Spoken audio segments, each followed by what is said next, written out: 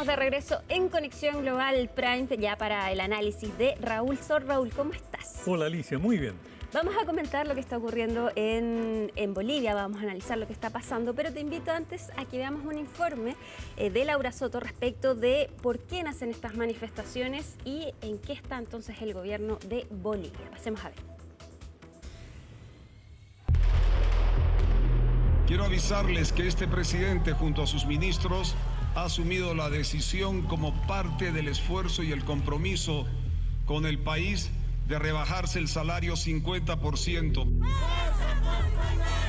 Yo les pregunto a los dirigentes, ¿están dispuestos a responder ante la historia por cada vida que se perdió esperando una ambulancia? ¿Por cada familia que perdió a un ser querido o que no puede darle de comer a sus hijos? No hay medida ni mensaje que logre apaciguar la ola de protestas en Bolivia, que ya entra en su cuarta semana. Campesinos, obreros, transportistas, organizaciones indígenas, sindicatos y otros grupos se han unido en las calles para pedir la renuncia de Rodrigo Paz, que lleva apenas medio año en el poder. En entrevista con CNN en español, el mandatario boliviano insistió en su apuesta por el diálogo. La única forma de ganar hoy día, querido Fernando, no va a ser a bala, va a ser con la verdad en la mano y transformar este país de una vez por todas. En Bolivia jamás hemos ganado con confrontación y a estos señores les vamos a ganar, los que están haciendo uso de un momento crítico del país. Políticamente les vamos a ganar en el diálogo. El problema es que la situación ya se ha vuelto insostenible. La Paz y su vecina ciudad de El Alto se encuentran sitiadas hace más de 20 días a raíz de las decenas de bloqueos que los manifestantes han impuesto en las carreteras del país. Esto ha provocado un grave desabastecimiento de productos básicos y suministros médicos. Quiero solución del gobierno que arregle de una vez de cega de corazón. Las guaguas están muriendo de hambre. No hay qué cosa comprarse. Hasta el momento, 4 personas han muerto por no poder recibir atención médica oportuna a raíz de los bloqueos. El último caso es el de un niño de 12 años con trauma abdominal grave que falleció a bordo de la ambulancia tras no poder sortear las interrupciones. Es así que la Cámara de Diputados boliviana debatió a contrarreloj la derogación de una ley que limita el poder presidencial para declarar estados de excepción. Frente a un movimiento social, el estado de sitio tenía tantas restricciones, tantos informes hacia el Parlamento, que según todos los analistas y los políticos bolivianos, esto impedía en los hechos dictar un estado de sitio. Y lo que se estima, y es lo más probable, es que una vez derogada, inmediatamente el gobierno se verá obligado a dictaminar un estado de sitio. El gobierno se resistía a esta posibilidad, pero su posición se ha visto muy arrinconada. La crisis actual conjuga varios factores. Rodrigo Paz llegó al poder en noviembre pasado con una crisis económica de base y un desabastecimiento crónico de combustibles a raíz de la escasez de dólares derivada del millonario subsidio estatal a los hidrocarburos importados. En diciembre, Paz aplicó una terapia de shock que incluyó la eliminación de dicho subsidio, provocando un alza del 86% en el precio de la gasolina y más del 160% en el diésel. Esto disparó los precios de la canasta básica y con ello la inflación. Que el pueblo está exigiendo desde las bases, desde los puntos de bloqueo, que el presidente debe renunciar por su incapacidad, por no gobernar para todos los bolivianos. El presidente solamente gobierna por un sector élite que está centrado en Santa Cruz. Por lo tanto, esta lucha es por un bien común. La gota que rebalsó el vaso ocurrió el 10 de abril con la promulgación de la Ley de Reconversión Agraria que permitía a los pequeños productores bancarizar sus propiedades. Esto fue visto por el movimiento indígena y los campesinos como una amenaza a la protección constitucional de sus tierras. Pese a que la ley fue anulada un mes después, la crisis no cesa.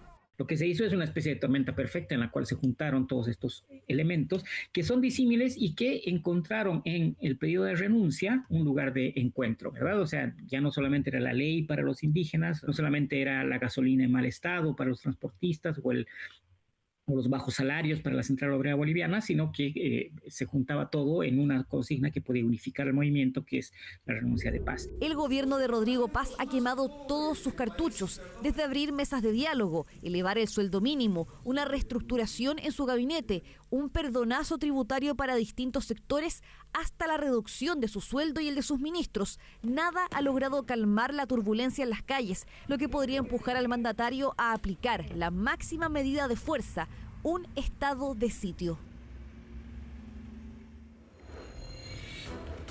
Ahí teníamos el informe entonces, Raúl. ¿Cómo ves tú la situación de Rodrigo Paz actualmente en Bolivia?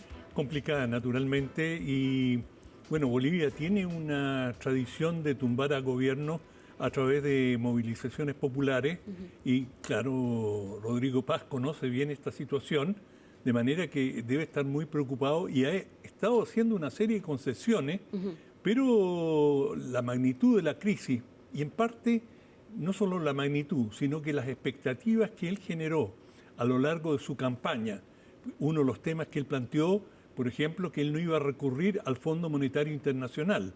El fondo tiene muy mala reputación en Bolivia, básicamente es visto no como un banco, un recurso económico, sino que una institución que dicta determinadas condiciones de apertura a las inversiones de empresas extranjeras, a la desnacionalización. Por lo tanto, no es una figura, el Fondo Monetario Internacional, no es una figura neutra para la percepción de la mayoría de los bolivianos y, como en su campaña, planteó que él no iba a recurrir al fondo justamente en la disputa que tenía con sus adversarios de derecha. Bueno, ahora él plantea y está obteniendo un crédito importante del Fondo Monetario. Esto ya es un renuncio que despierta mucha sospecha, porque hay la impresión en muchos dirigentes sociales en Bolivia, cuando uno escucha sus entrevistas, de que hay una influencia desmedida por parte de Estados Unidos, especialmente, y todo esto se ha ido vinculando, en parte con teorías conspirativas, sospechas. Por ejemplo, el tema del litio, que ha sido un tema muy importante en Bolivia. Bolivia es uno de los países con mayores reservas de litio en el mundo. Y, según se señala, el préstamo del Fondo Monetario Internacional tendría algunas cláusulas que obligan a Bolivia a abrir la explotación de litio a empresas extranjeras, donde no se detalla cuáles son las condiciones, cuánto del litio debe ser procesado en Bolivia, cuánto se va a extraer en bruto. Y, en fin, esto es un debate bastante complejo, pero hay la sospecha creciente que Estados Unidos está teniendo una participación mayor y Estados Unidos, por lo menos el Departamento de Estado, plantea que Bolivia, esta agitación política no responde tanto a la inquietud de sectores sociales, sino que estaría digitada por el narcotráfico y que serían narcotraficantes los que están financiando toda esta o parte de esta movilización. De manera que acá se está generando una situación de confrontación muy importante en la cual, digámoslo, si llega a haber un estado de sitio o el estado de emergencia, la clave es la capacidad que tiene el gobierno para sacar el ejército a las calles.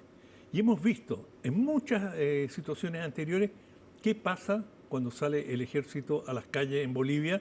Inevitablemente, o con muy alta probabilidad, van a haber muertes y todo el panorama se transforma, y una vez que ha corrido sangre, ya el tema no es solamente reivindicaciones sociales, sino que estos pedidos de renuncia se transforman en una confrontación directa. En ese sentido, ¿cuán organizados son los movimientos sociales en Bolivia? Te lo pregunto porque acá las protestas han generado bloqueos importantes. Se habla ya de 4 muertos solo por el bloqueo al suministro en las distintas ciudades. ¿Cuán importantes son los movimientos sociales en Bolivia? Yo no creo que hay ningún otro país en América Latina que tenga mayor nivel de organización social y de combatividad social que Bolivia, y lo ha demostrado a lo largo de toda su historia. Es decir, Bolivia es... mira, hay algo que siempre se ha dicho de Bolivia, y yo creo que ahora en parte es cierto, veremos cómo se desarrolla la situación, y es que Bolivia es el termómetro más delicado de América Latina o de Sudamérica. ¿Qué significa esto? Que cuando hay una pugna entre la derecha y la izquierda, es decir, Bolivia ha anticipado muchas de las situaciones que ocurren en el resto de la región, por ejemplo, golpes de Estado. Bolivia tenía una tradición enorme de golpes de Estado, uno tras el otro. Después ha tenido un gobierno progresista, el gobierno del MAS, que marcó, y era una tendencia en el conjunto de la región. Y ahora vemos en el fiel de la balanza, equilibrada, dos corrientes, los movimientos sociales de una parte, y Rodrigo Paz, y yo creo que ese es el problema que está teniendo Rodrigo Paz, él generó expectativa con su discurso, apelando al indigenismo, apelando a sectores progresistas, y sin embargo, cuando ha llegado al gobierno, se ha apoyado más en sectores tradicionales de derecha, y hay, digamos, grandes presiones sobre él. Él, de alguna manera, está en el medio de este conflicto, porque los sectores empresariales y las corporaciones en Bolivia están exigiendo mano dura y que se ponga orden y que se termine con esta agitación social. Y Paz no ha sabido o no ha podido sortear esta situación, y él, con razón, tiene mucho temor a declarar el estado de sitio, porque sabe las consecuencias que una vez que se derrame sangre, la situación pasa a otro nivel completamente distinto, y él ha sido cauto. Él trata y está haciendo lo posible, pero claro, hay cosas que son como una gota de agua en el océano. Por ejemplo, este gesto de decir yo me rebajo mi salario a la mitad y todo el gabinete, bueno, eso no hace ninguna diferencia para los movimientos sociales. Es decir, eso es realmente, como se dice vulgarmente, la comida del canario. ¿Y cómo se sitúa Rodrigo Paz políticamente? Porque cuando él fue escogido, cuando él fue elegido presidente, nos costaba encasillarlo, si era de derecha, de centro derecha. ¿Él tiene una base política importante en Bolivia o está ahí complicado por eso? No, su base política es débil, muy débil. Él ganó con el apoyo de la democracia cristiana. La democracia cristiana boliviana está escindida. Hay un sector que, digamos, no comulga con él y que está más, por decirlo de alguna manera, a la izquierda. Y él está con los sectores, digamos, de centro-derecha, pero él no es un hombre claramente de derecha, aunque, digamos, en el contexto boliviano aparece como de derecha, pero de una perspectiva política internacional, yo diría que es un hombre de centro o de derecha moderada, definitivamente. Hay un sector de derecha dura, especialmente entre los cruceños, en Santa Cruz, pero su sustento es débil, y eso es lo que hace temer de que esto puede tener una, digamos, la estabilidad del gobierno. Si él tiene que apoyarse en las Fuerzas Armadas y en los sectores de derecha, bueno, yo creo que tiene fecha de término su gobierno. Pero veremos cómo todavía debe tener algunas cartas para jugar, pero él está, él personalmente, digamos, su gobierno, en una situación de extrema vulnerabilidad. ¿Qué me dices del rol de Evo Morales? Porque también se habla de que está llamando a las manifestaciones y que también podría tener algo que ver en este descontento social. No, por supuesto, y Evo Morales tiene un tremendo ascendiente, no en vano gobernó la cantidad de años que lo hizo democráticamente a través de elecciones, de manera que sí, Evo Morales es un factor gravitante. Y bueno, en estos momentos él está escondido, sí. Lo están buscando, tiene una serie de causas judiciales en su contra, algunas de ellas por abusos sexuales, sí. De manera que él está ahí, pero esto es clásico en Bolivia. En situaciones previas hemos visto este tipo de acusaciones que una vez que se resuelve o de alguna manera se destraba la situación, se esfuman. A Evo Morales lo han acusado muchas veces. Tuvo un gran escándalo por un supuesto hijo ilegítimo que terminó no siendo el caso, pero que en algún momento también lo tuvo en las cuerdas. De manera que Bolivia tiene una capacidad dramática dentro de los conflictos, pero ojo, que lo que se ha dicho siempre, donde va Bolivia va el resto de Sudamérica.